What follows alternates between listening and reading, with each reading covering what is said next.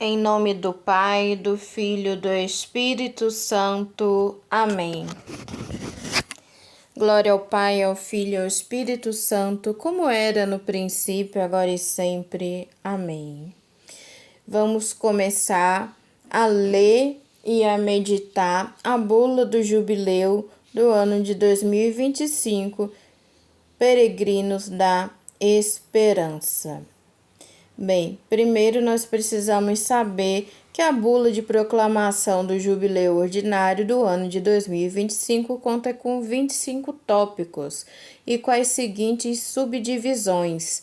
Do tópico 2 ao tópico 4, uma palavra de esperança. Do tópico 5 ao tópico 6, um caminho de esperança. Do tópico 7 ao tópico 15, sinais de esperança. Do tópico 16 ao tópico 17, apelo em favor da esperança. Do tópico 18 ao tópico 25, ancorados na esperança.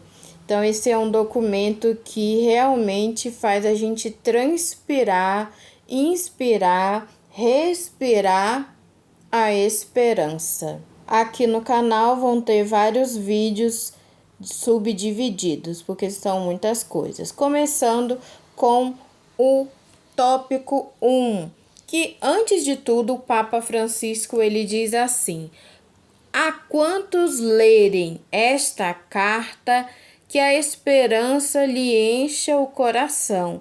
Então, eu faço a palavra do Papa Francisco, a minha palavra também. A quanto você escutar eu lendo trechos e explicando, que seu coração se encha de esperança.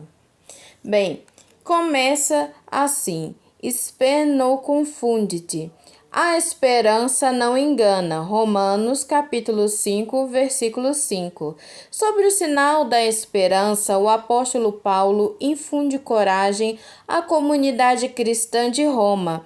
A esperança é também a mensagem central do próximo jubileu, que, segundo uma antiga tradição, o Papa proclama de 25 em 25 anos. Penso em todos os peregrinos da esperança que chegarão a Roma para viver o Ano Santo e em quantos não podem vir à cidade dos apóstolos Pedro e Paulo, vão celebrá-los nas igrejas particulares, ou seja, nas suas dioceses, né?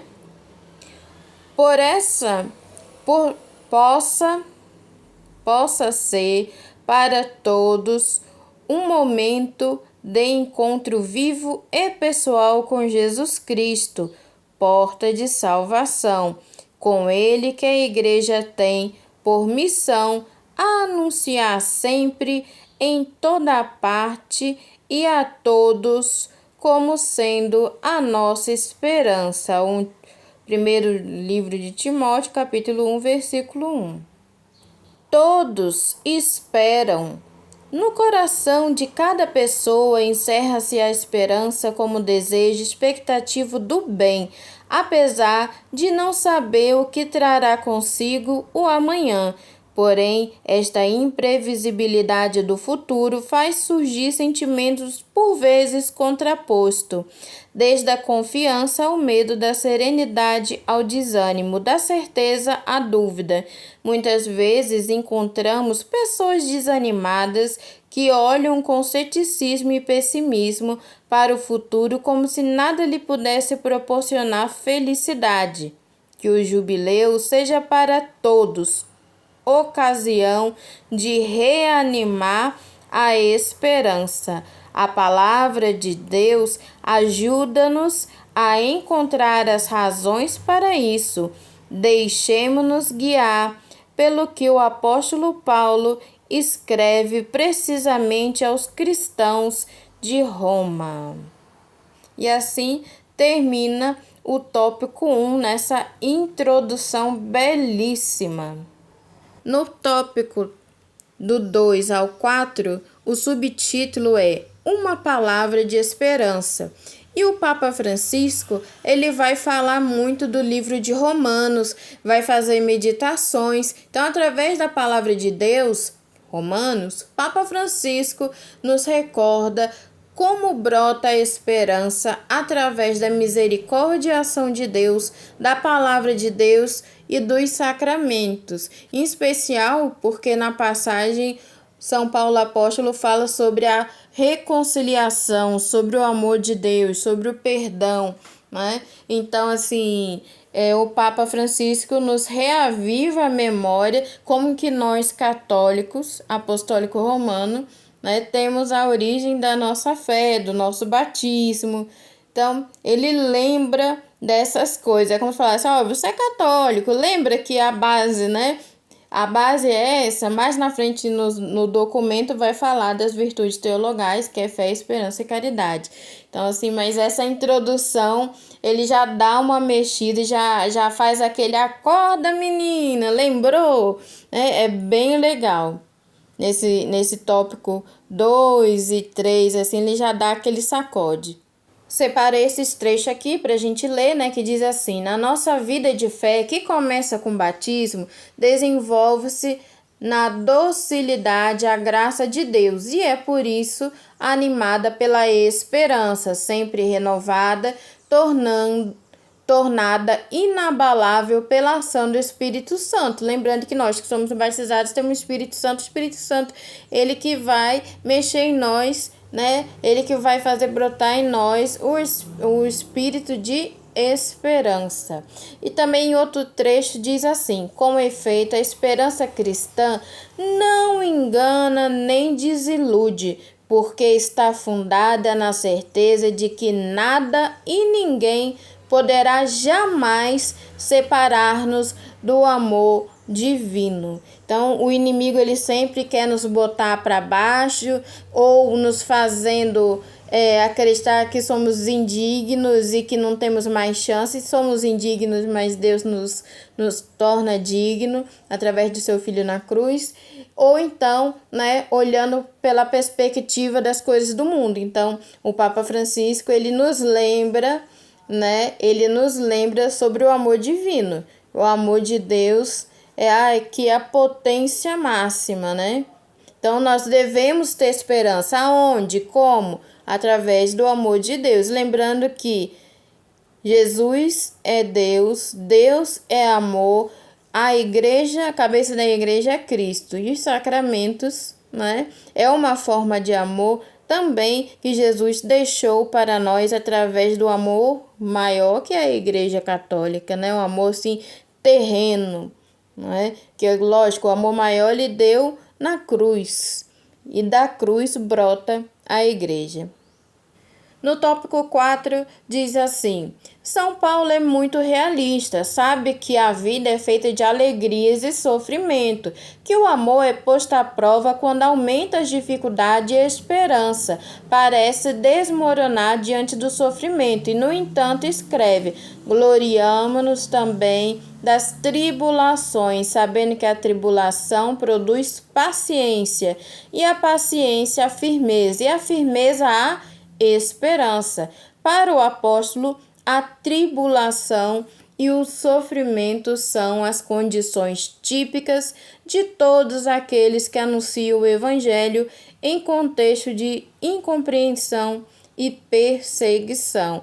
Aqui mais uma vez Papa Francisco lembrando, né, gente, olha, a gente está vivendo num tempo ruim, né, a cruz está pesando, mas é a cruz que a gente tem que abraçar. É a abração da cruz que a gente renova a nossa esperança, né? É um paradoxo, ou seja, são coisas que parecem contraditórias, mas fazem sentido. A gente precisa abraçar a cruz para enxergar a realidade e mediante a realidade que é Deus, aí nós temos a esperança.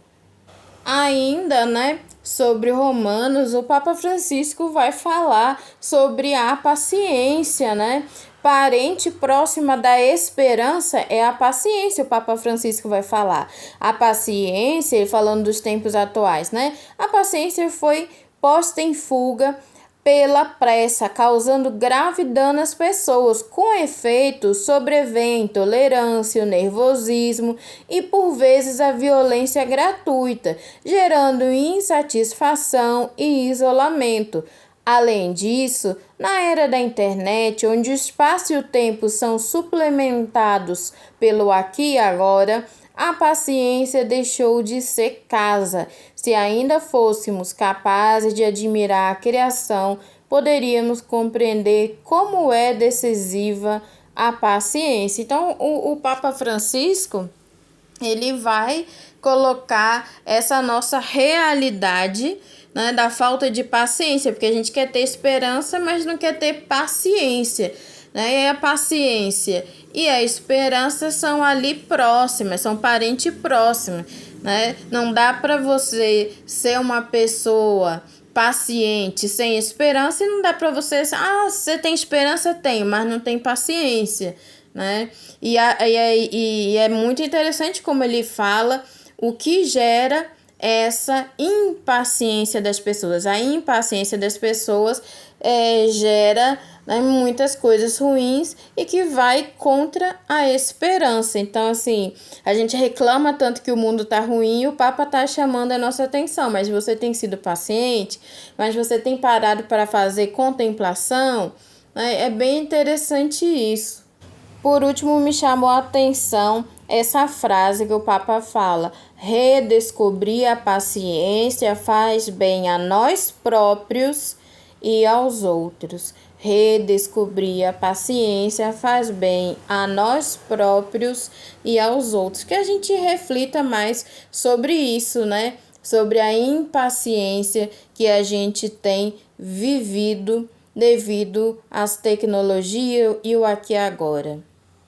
Já no tópico 5 e 6, nós vamos falar sobre o jubileu. O tópico 5, o Papa Francisco vai fazer um texto enorme falando sobre a origem do jubileu na Igreja Católica, as primeiras celebrações, as mudanças. Achei bem interessante isso. No tópico 6, o Papa Francisco vai falar sobre o jubileu de 2025, as datas que eu já falei em outros vídeos, né? As datas de quando começa, quando termina. E vai falar uma coisa muito interessante e que, assim, ajude a você a viver bem esse jubileu, porque já tem gente reclamando, já tem gente inventando moda. Para mim é só um motivo para poder não viver bem o que a igreja pede. Olha só o que o Papa Francisco ele vai dizer. Esse ano santo de 2025, né, o jubileu de 2025, orientará o caminho rumo a outra data fundamental para todos os cristãos que de fato em 2033 celebrar-se-ão os 2000 anos da redenção realizada por meio da paixão, morte e ressurreição do Senhor Jesus. Então, esse ano da esperança também é uma preparação para o grande ano santo que vamos celebrar, né, a crucificação, morte e ressurreição de Jesus.